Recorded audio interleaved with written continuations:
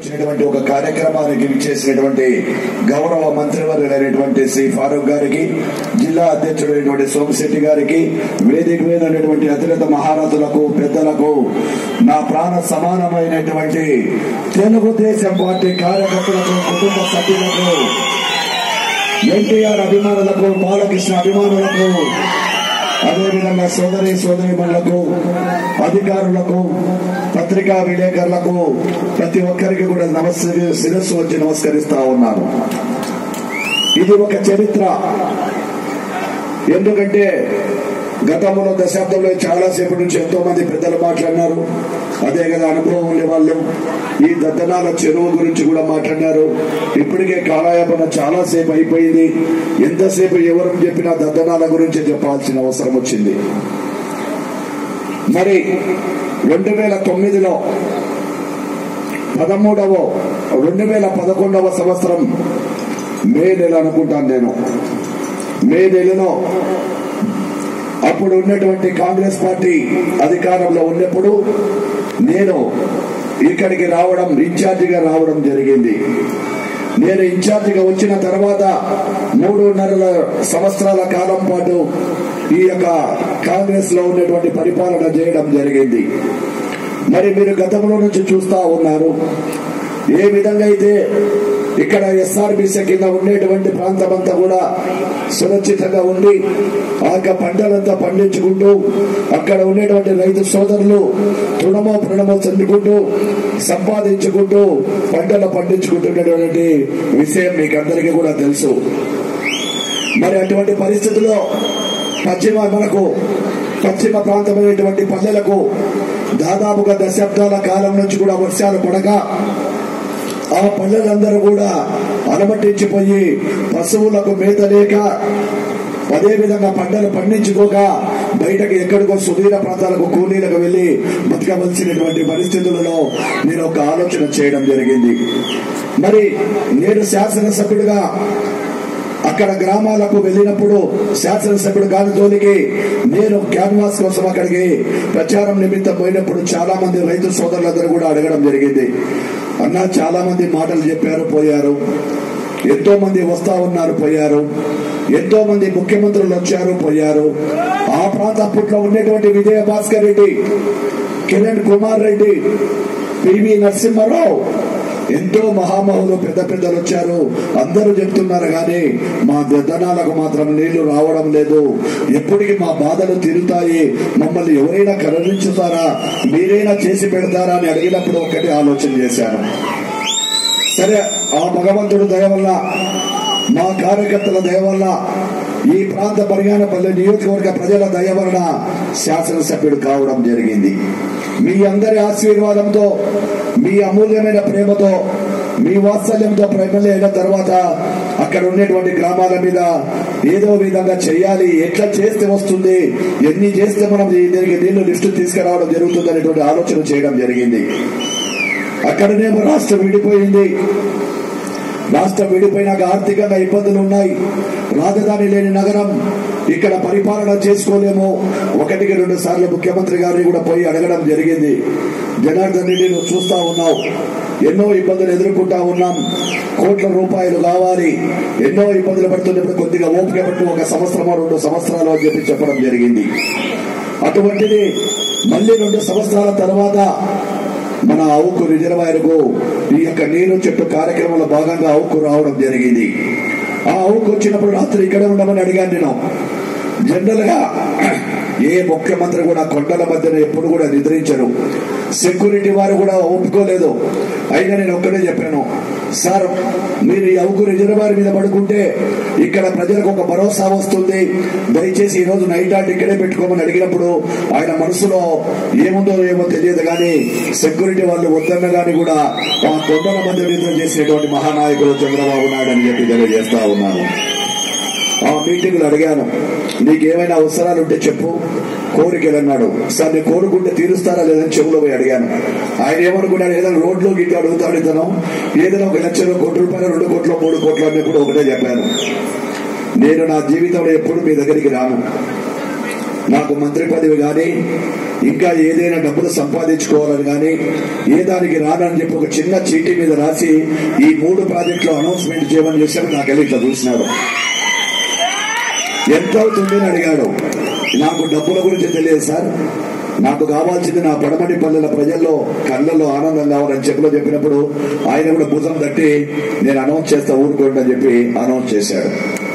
ఆయన ఒక్కడే చెప్పాడు, కోరుకున్నటువంటి దద్దనాలకు నేను ప్రాజెక్టు మంజూరు చేస్తా ఉన్నా, పక్కనే ఉండేటువంటి సంగపట్నానికి ఇస్తా ఉన్నా, అదేవిధంగా అక్క జమ్మ చెరువు కూడా నీళ్లు ఇస్తానని చెప్పి చెప్పడం జరిగింది. ఇవన్నీ ఎందుకు చెప్పాల్సి వస్తా ఉంది, సమయం వచ్చింది కాబట్టి చెప్పాల్సి వస్తా ఉంది.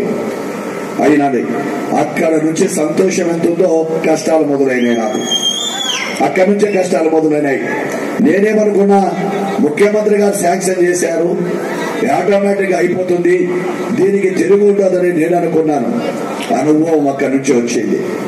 నాకు పరిపాలన అంటే ఎట్లా చేయాలి, అధికారులతో ఏ విధంగా పని చేసుకోవాలి, ఏ విధంగా చేస్తే నేను సక్సెస్ అవుతానప్పుడు ఎక్కడికన్నా దీనికి నీళ్లు రావు, సీఎం గారు చెప్పినా కాదు, లోగోరు చెప్పినా కాదు అన్నారు. మరి నేను ఏం చేయాలి సార్ అని చెప్పి అడగడం జరిగింది. ఇందాక చెప్పినటువంటి సి నారాయణ రెడ్డి గారి కంటే ముందు ఇంకొక సి ఒక ఆయన ఉండేవాడు, రాంబాబు గారు అనుకుంటాను. ఆయన పోయినాక ఆయన రాసి ఇచ్చి పంపించారు. ఇక్కడి నుంచి పంపించడము, అక్కడికి పోతే క్యాన్సిల్ చేయడము. తిరిగి ఒక ఫార్చునర్ అమ్మేసిన. ఫార్చునర్ అయిపోయింది, దాని టైర్లు అరిగి ఇంజన్ అరిగిపోయింది. మళ్ళా పోయిన ముఖ్యమంత్రి గారికి, సార్ నాకు ఒక బండి అయిపోయింది, ఒక బండి కూడా కొనుక్కోవాలని ఇబ్బంది అవుతుంది, నాకు కాదు సార్ అన్నాడు. సీరియస్ గా పోయి, ఏమంటే మాట్లాడుతున్నావు నువ్వు అన్నాడు. సార్ ఇది ఈ విధంగా గోడాడిస్తున్నారు, నాకు జీవో లేదని. 98 జీవోలో ఉంది, ఇరిగేషన్ లో ఎక్కడ కూడా ఎస్ఆర్బీసీ కాలువల మీద నీళ్లు ఇవ్వడానికి లేదు, కాబట్టి దీనికి కాదంటున్నారు అని చెప్పినప్పుడు ఏం చేయాలని అడిగినాడు నన్ను. నాకు ఏం చేస్తావు లేదన్నప్పుడు అప్పటికప్పుడు ప్రిన్సిపల్ సెక్రటరీస్ అందరినీ కూడా పిలిచి మీటింగ్ పెట్టుకుంటే, ఒక్క చోట పర్మిషన్ ఇస్తే ఎస్ఆర్బీసీ మీద కాలువల నుంచి గాని, అదేవిధంగా 98 జీవోను గాని ఓపెన్ చేస్తే మీరు తట్టుకోలేదు సార్, దయచేసి మీరు ఎమ్మెల్యే మాటలకు లోకి ఇవ్వద్దని చెప్పడం జరిగింది. అక్కడికి కూడా నేను వాళ్ళ ముందర ఏం మాట్లాడలేదు. మళ్ళీ వాళ్ళంతా పోయి నాకు ఒకటే చెప్పాను, మీరు మళ్ళీ జనార్దన్ రెడ్డి ఎమ్మెల్యే కావాలని గాని, లేదు నేను పార్టీలో ఉండాలంటే మీరు మీకున్నటువంటి అధికారంలో క్యాబినెట్ లో పెట్టి జీవో ఇస్తే నేను ఉంటాను, లేకుంటే నా రాజీనామా పత్రం కరెక్ట్ గా ఉంది, రాజీనామా చేస్తాను. నాకు ఈ ప్రజలకు మీరు ఇచ్చినటువంటి వాగ్దానం నెరవేర్చకపోతే ప్రజల్లో పార్టీ చురుకన అవుతుంది, దయచేసి అర్థం చేసుకోండిప్పుడు, నీ బాధ నాకు అర్థం అవుతా ఉంది, ఒక 10 రోజులు టైం ఇవ్వమని చెప్పడం జరిగింది. ఆ 10 రోజుల తర్వాత మళ్లీ పోయి అడిగాను, నువ్వు వదిలిపెట్టవా అన్నాడు.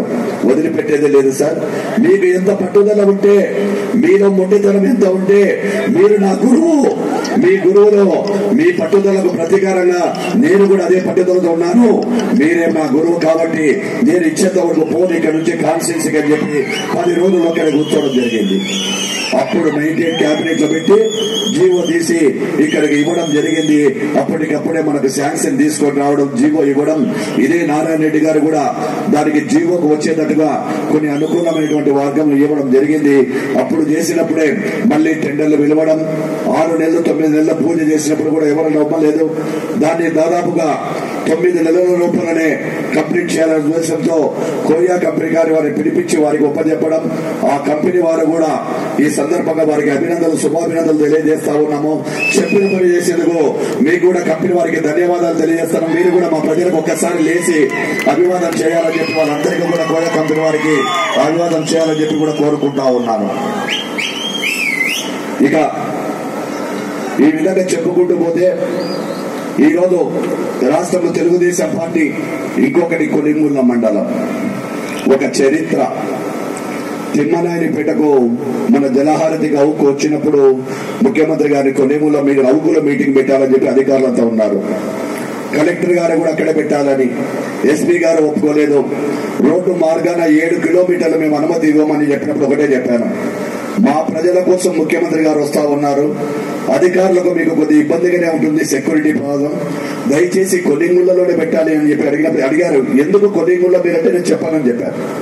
కొలింగుల ఎందుకు కావాలి నేను అక్కడ చెప్పుకుంటా నా బాధ అని చెప్పాను. అక్కడ కొలింగులకు పర్మిషన్ ఇవ్వడం, వారంతా మాట్లాడిన తర్వాత ముఖ్యమంత్రి గారిని ఒకటే అడిగాను, మళ్ళీ సార్ ఒక చిన్న కోరిక ఉంది తీర్చాలి అన్నప్పుడు, నువ్వు ప్రతిదీ చిన్నదని చెప్తావు, నాకు తెలిసి ఏదో ఇబ్బంది పెడుతున్నావని. అక్కడ ఒకటే దాదాపుగా 25 గ్రామాలకు ఈ యొక్క రాష్ట్రంలో అనంతపురం జిల్లా తర్వాత కొన్నిముళ్ళ మండలానికి అధిక తక్కువ వర్షపాతం, వర్షమే పడదు వాళ్ళకు పాపం. అటువంటి చోట దాదాపుగా 14 కిలోమీటర్లలో GNSS ఉంది. అక్కడ నుంచి తిమ్మనాయనపేట చెరువుకు నాకు లిఫ్ట్ ఇరిగేషన్ కావాలా అని అడిగారు.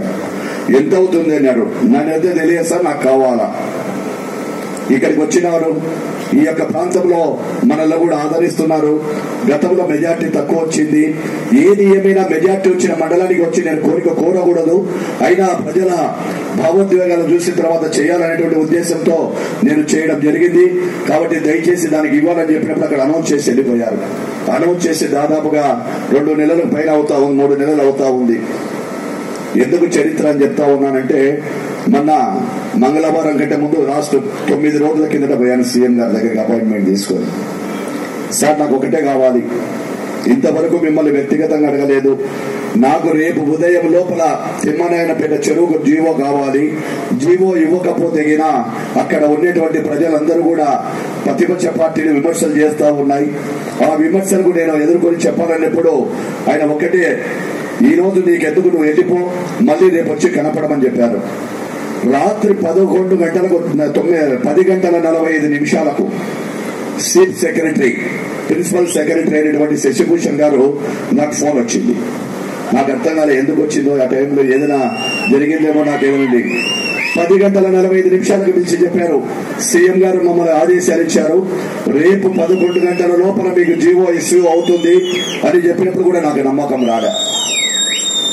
సరే చూద్దామని చెప్పి 12 గంటలకు 11:30 గంటలకు మళ్ళీ 12 గంటలకు సెక్రటరీకి పోయాను. సెక్రటరీకి పోతే వాడు సార్ రాలేదు. వాళ్ళకి అడిగిన తర్వాత ఫోన్లో టచ్ చేస్తే మీరు ఇంటర్నెట్లోకి వెళ్ళి మీరు వెతకండి అని చెప్పాడు. చూస్తే జీవో ఇష్యూ అయిపోయింది. ఒక చరిత్ర 12 గంటల లోపల ఇచ్చినటువంటి ఆ యొక్క అపర భగీరథుడికి నా నియోజకవర్గ ప్రజల తరఫున శిరస్సు వచ్చి ఈ యొక్క దద్దనాల ప్రాజెక్టు, అక్కాజమ్మ చెరువు, సంగపట్నం చెరువు, తిమ్మనాయనపేట చెరువుకు ఆ యొక్క జీవోలు ఇచ్చి మమ్మల్ని అందరినీ కూడా ఆదుకుంటున్నటువంటి గౌరవ ముఖ్యమంత్రి గారికి నా ప్రజలందరి తరఫున శిరస్సు వచ్చి ఇక్కడి నుంచి వారికి పాదాభివందనాలు తెలియజేసుకుంటా ఉన్నాను. జీవో వచ్చినాక చెప్పినారు మళ్ళా కొన్నిగుళ్ళ నాయకులంతా మగోళ్ళు, జీవోలు మచ్చులు వస్తాయమ్మా, జీరోలు అయిపోతాయమ్మా అన్నారు. జీవోలలో వస్తాయి, జీరోలు అవుతాయమ్మా. ఇంత ముందు కూడా మంచులు ముఖ్యమంత్రులు ఇచ్చినారు, ఆయన కూడా ఇచ్చిపోయింది. ఒక ఆయన కిరణ్ కుమార్ రెడ్డి జీవో ఇచ్చినాక అది మన అక్కంపల్లి చెరువు కూడా ఇచ్చిపోయినాడు. అప్పుడప్పుడు చెప్తున్నాడు కాసాని రామరెడ్డి, నేను అక్కంపల్లికి లిఫ్ట్ ఇరిగేషన్ తెచ్చినా అని. నువ్వు అక్కంపల్లికి లిఫ్ట్ ఇరిగేషన్ చేస్తే జీవోలు తెచ్చినావని ఆయన చెప్పినట్టు మేము కూడా చెప్తా. మళ్ళీ వాళ్ళు ఇచ్చిపోయిన దాని యొక్క తర్వాత నేను ఎమ్మెల్యే అయిన తర్వాత మా ముఖ్యమంత్రి గారు 26 కోట్ల రూపాయలు ఇచ్చి అక్కంపల్లికి మనం తీసుకొచ్చి ఈ రోజు అక్కంపల్లికు ఎత్తిపోతల పథకాలు తీసుకొచ్చి దాన్ని మనం ఓపెన్ చేయడం జరిగింది. చాలా మంది ప్రజలకు ఇక్కడ తెలియదు, ఏదైతే తిమ్మనాయనపేట చెరువు మళ్ళీ సీఏ గారి దగ్గరికి పోయాను. మళ్ళీ నిన్న సాయంకాలం కాదు, ఈ రోజు 10 గంటలకు టెండర్లు కూడా పిలుస్తా ఉంది మా ప్రభుత్వం. టెండర్లు కూడా పిలిచి ఒక్క 15 రోజుల లోపల మళ్ళీ కూడా టెండర్లు పిలిచి ఆ టెండర్ల ద్వారా ఎత్తిపోతల పథకాన్ని కూడా చేపడతామని చెప్పి తెలియజేసుకుంటా ఉన్నాము. ఈ విధంగా చెప్పుతూ పోతే ఎన్నో కార్యక్రమాలు మనం ఈ రోజు తీసుకుంటా ఉన్నాం. ఈ రోజు తెలుగుదేశం పార్టీ అధికారంలోకి వచ్చిన తర్వాత మనం చేయవలసినటువంటి ప్రతిపక్ష నాయకులు ఎన్నో మాటలు మాట్లాడుతూ ఉన్నారు. ఎందుకంటే ఇప్పుడు మనం ఏదో సంతోషంలో అనేకమైనటువంటి కార్యక్రమాలు కూర్చున్నప్పుడు ఆ వ్యక్తుల గురించి మాట్లాడకూడదని ఒక నిర్ణయానికి వచ్చి ప్రతిపక్షాలను, ఎందుకంటే ఏదైనా ఆనందంలో గాని ఒక పండగ వాతావరణం ఉన్నప్పుడు గాని ఒక ప్రతిపక్ష నాయకుడిని గాని వాళ్ళ గురించి మాట్లాడదలుచుకోలేదు కాబట్టి మాట్లాడకూడదని అనుకున్నాను. అదేవిధంగా మన ప్రభుత్వం అధికారంలోకి వచ్చిన తర్వాత ఈ 5 సంవత్సరాల కాలంలో బనగానిపల్లె నియోజకవర్గంలో అన్ని శాఖల ద్వారా 1680 కోట్ల రూపాయల పనులు చేపట్టడం జరిగింది. అందులో ముఖ్యంగా పంచాయతీరాజ్ శాఖ ద్వారా పంచాయతీరాజ్ శాఖ ద్వారా 196 కోట్ల రూపాయలు, R&B ద్వారా 250 కోట్ల రూపాయలు, RWS ద్వారా 176 కోట్ల రూపాయలు, మైనర్ ఇరిగేషన్ ద్వారా 149 కోట్ల రూపాయలు, లిఫ్ట్ ఇరిగేషన్ ద్వారా 103 కోట్ల రూపాయలు, సర్వశిక్ష విభాగం 40 కోట్ల రూపాయలు. అంతేకాకుండా ముఖ్యమంత్రి సహాయ నిధి ద్వారా అనేకమైన కార్యక్రమాల ద్వారా 1000 కోట్ల రూపాయలు చేసి ఈ 30 సంవత్సరాల కాలంలో ఇందాకే తమ్ముడు మా మద్దిరెడ్డి అని చెప్పారు, స్వాతంత్రం వచ్చిన తర్వాత నుంచి కూడా ఎప్పుడూ జరిగినటువంటి అభివృద్ధిని తెచ్చి నియోజకవర్గాన్ని ముందుబాటులు నడిపిస్తున్నాము. మీ అందరి సహాయ సహకారాలు ఎప్పుడూ ఉంటాయని ఎల్లవేళ మీ ఆశీర్వాదంతో మళ్ళీ మన గౌరవ ముఖ్యమంత్రి గారిని ముఖ్యమంత్రిని చేసుకుంటూ మీ అందరి ఆశీర్వాదంతో నన్ను అత్యధిక మెజార్టీతో గెలిపిస్తారని మీ ఆశీర్వాదం నా మీద ఉంటుందని చెప్పి కోరుకుంటూ ఇప్పుడు గౌరవమైనటువంటి మంత్రి ఫారూక్ గారిని, ఎందుకంటే చాలాసేపు ఏమనుకోవద్దు, వారిని కూడా మాట్లాడాను.